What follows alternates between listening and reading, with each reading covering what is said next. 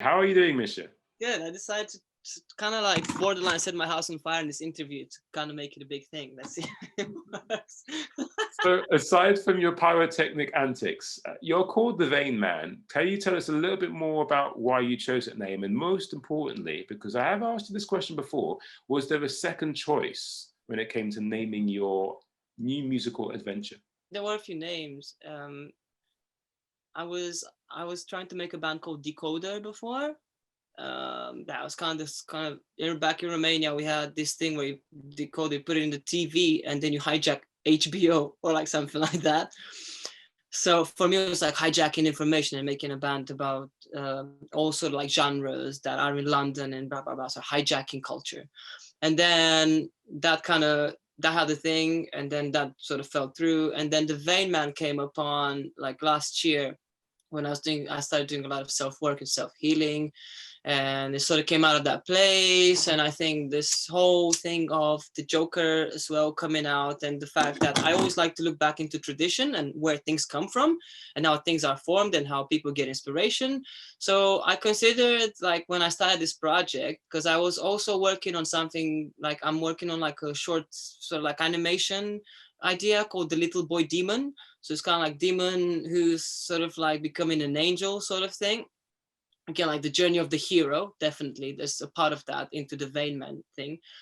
And it came out of that place. I always like to look back, and let's say, you know, when I make a painting, I start with a sketch, so then it's like a black on white, and it's sort of like the same for me. Was this kind of idea of like, you have a black and white film, sort of like the inception of this sort of like character, the sort of like we were talking in previous interviews about how their physicality represents an emotional state, and it represents an incapacity of these characters to navigate the space in society, and therefore they're skewed and that like that.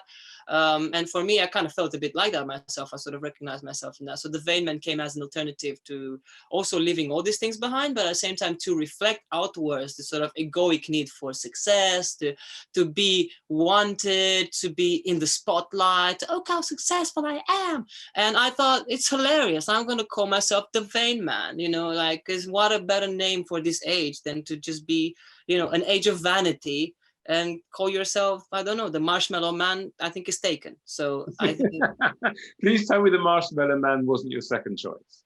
no, I don't think I was thinking. Well, I've even had like Ronald McDonald's written on my fucking thing, like, and I had like very big written on that, like, be negative, and that's kind of like, no, I just had I was going through all these things like the elephant man, the man who laughs.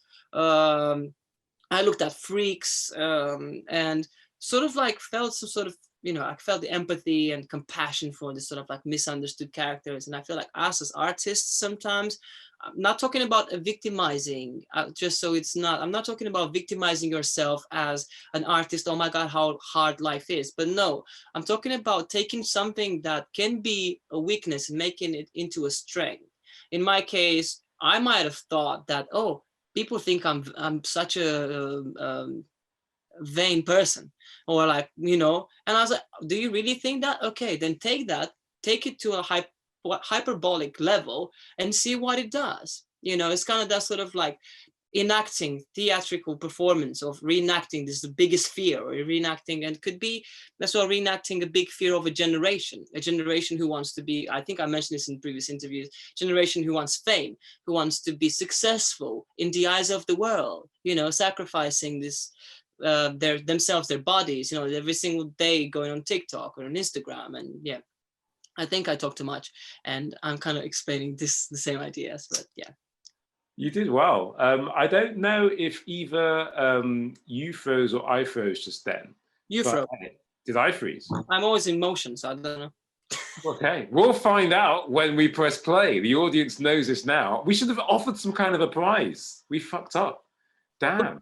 Who guesses the first where it froze, or if it didn't froze, wins a free ticket to my performance on the 26th. Yeah, tell us more about your performance on the 26th. Good segue.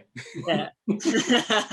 Have you got anything planned for the show that's going to be different and strange? Yeah, well, it's the first time I'm doing anything like this, and I'm used to play with other people, play live with bands, and this time it's going to be more of I've been following a lot of like Twitch artists and people like that, and it's very inspiring. I'm going to create a 45 minutes musical journey in which I'm going to take you through different realms of music, I guess, different kind of like outer space, interdimensional, I guess. Yeah, something like that. And I don't want to give too much away. I do work with some collaborators and they will be also adding some stuff. I mean, I'm just making the stuff as we speak, not right now, but like in between, you know, it's something that I'm kind of working on. I'm trying to bring together, I always worked in this way. I was like a bit spontaneous at the same time, having an element of improvisation into whatever I do, because I think an element of chance is very important. So I will be interacting with people live. There will be some stuff that is improvised. I might just come up, I don't know, with melodies on the spot. But the overall thing is that it's going to be a 45 minutes musical journey into different dimensions and realms. We're going to try and travel into space, travel into, maybe going to have a bit of Star Trek there, activate the scanners. Sounds really, really intense and exploratory. I also want to know, because I caught a little hint of it. You have tattoos in the back of your hand. I remember we spoke about them. And there's a story, and I want you to deliver the story. You tell us, you know, what I already know. I don't have tattoos on the back of my hand, but Yeah, yeah. They came out. I was doing this job, and I just kept on like doing this, and I said I will never ever in my life have any tattoos, and I'm just gonna leave this planet when I'm gonna die pure with my body like that. But you know, we always say never, they say. So because I paint and I draw and I'm classically trained artist, I've always been into visual arts, and that's where I came from. And I also been lucky enough to be able to sing and to have a brain for music.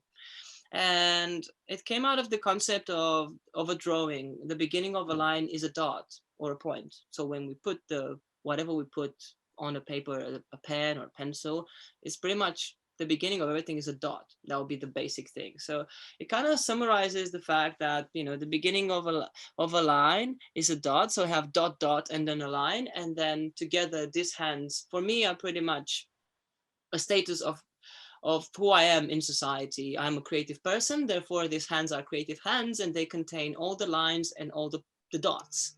That's where it comes from. And I really think that hand as a symbol is a very powerful symbol in humanity's history. If you think about the cave paintings, for example, then for me there's something very powerful, the symbolism of that, and how we have created tools, and how through the power of our hands, you know, we can heal ourselves.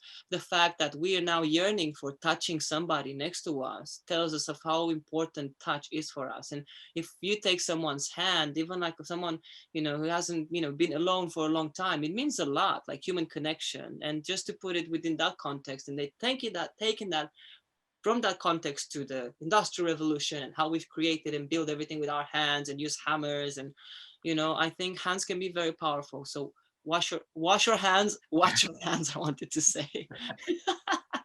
Watch I your like how you hands. turn it into like a safety PSA, so that's pretty good. I gotta do my duty to society, you know. You really have. Everyone's going to be watching the hand so much more because of you.